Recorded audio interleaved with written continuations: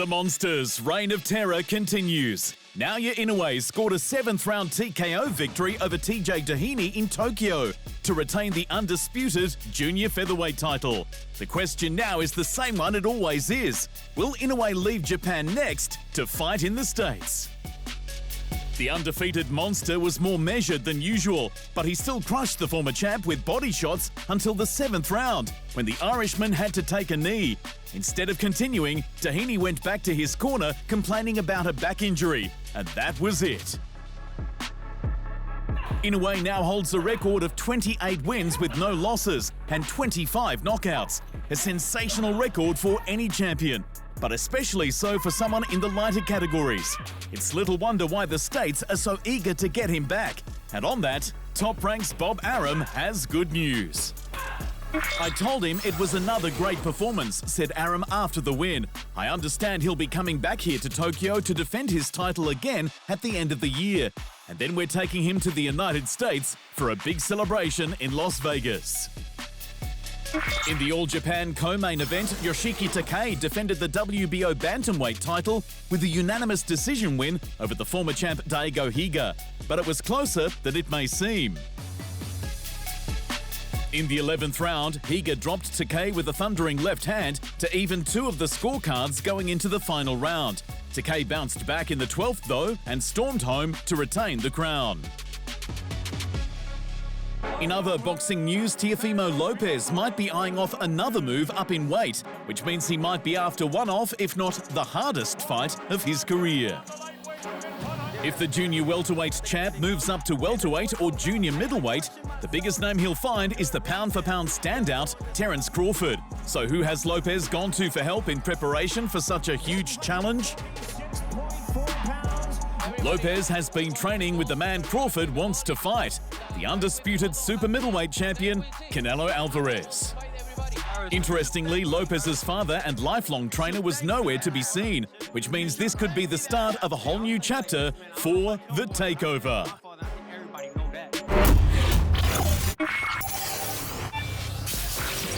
Former UFC welterweight champion Kamaru Usman finally got to confront the boxer he was calling out for so long, the undisputed super middleweight champion Canelo Alvarez. But it wasn't in the boxing ring, and it wasn't a fight at all. First and foremost, I'm a fan of yours. I'm a fan of your work and everything you've done in the sport of boxing, Usman began. We know as fighters, anything can happen in a fight. That's what it was. I hope there's no hard feelings because I respect you as a fighter.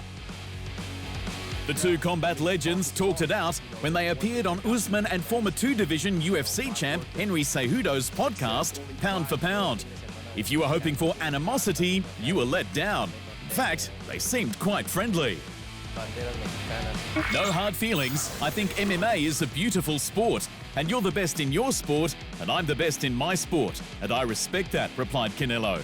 I know the mentality of, I can do it, I can do this. But when you go in the ring, it's very different.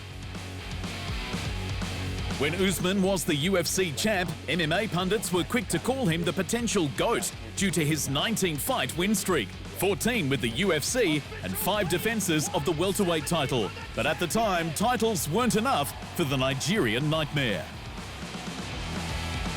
When we started this competition in our respective sports, we didn't necessarily get in it for money. You get into it to be the best at it, to compete, he explained to Canelo. But then you get to a certain point where, hey, the paycheck makes it worthwhile. A few years earlier, the dual-division UFC champion Conor McGregor made the jump into boxing to face the super lucrative Floyd Mayweather Jr. in a bout that made them both hundreds of millions of dollars.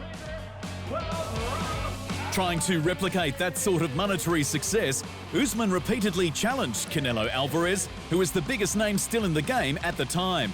It never came to fruition, but Canelo more than understands why Usman did what he did. We're never going to know because we never made the fight. If I go in there with you in an MMA fight, it's going to be different. But we're pretty sure that if Usman ever boxed Canelo, he'd have been obliterated. On the topic of Kamaru Usman, the new welterweight champ Belal Muhammad has an idea that might give the former champ something to smile about. After being accused of inactivity despite beating Leon Edwards for the title less than a month ago, Muhammad suggested that Usman, who is the second-ranked contender behind Edwards, should fight in an eliminator bout with the number 3 ranked contender Shavkat Rakhmonov, who Muhammad said no to fighting this October. Inactive? Lol, I'm still on trial, and Shavkat hasn't fought since 2023. Belal tweeted of his reasons for not taking the quick turnaround fight. I think Shavkat and Usman should fight to find the real number 1 contender.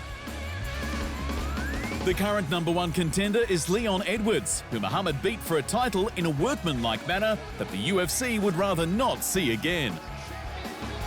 That leaves Usman and the welterweight boogeyman Rakhmonov, who has finished every single opponent he's faced in his professional career. With 2 consecutive title fight losses to Edwards and a 3rd loss after that to Khamzat Chimaev at middleweight, this could be Usman's best and quickest chance at getting back in title contention. And the heavyweight bout between the champion Jon Jones and the interim champ Tom Aspinall may be closer than ever due to a change in tact by Aspinall.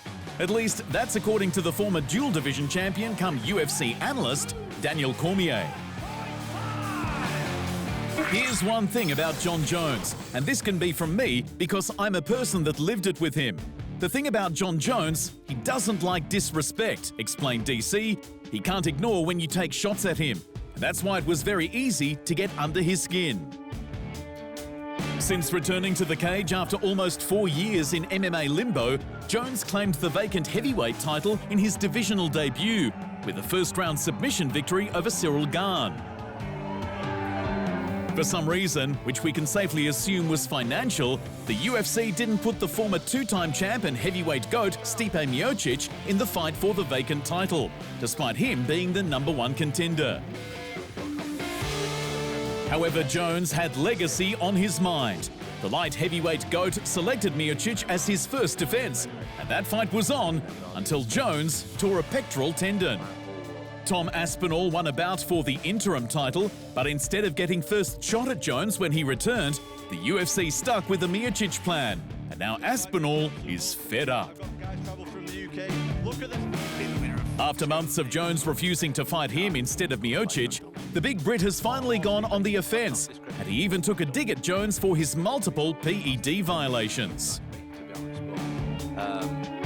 The former light, heavy and heavyweight champion Daniel Cormier, who is widely regarded as Jones' arch-rival, thinks this is exactly what Aspinall needs to be doing if he ever wants to get Jones in the cage. I don't know Jon Jones personally, but I do know him in beef. And in beef, disrespect is always what gets you closer to fighting him. Tom Aspinall is being disrespected now, and I think that is going to work to his advantage in terms of getting this fight. If this is true, the only person who knows is Jon Jones. And Jon Jones isn't telling anyone whether he's going to take the fight or not, because Jon Jones doesn't think he needs to. Maybe I'll leave you with blue balls, but my legacy will be just fine, he tweeted. He would have to go on and win like 10 championships at least in order for that to happen. The work I put in, that body of work ain't getting touched no time soon. Thanks for watching. And remember, if you want more fight sports in your life, just hit the subscribe button.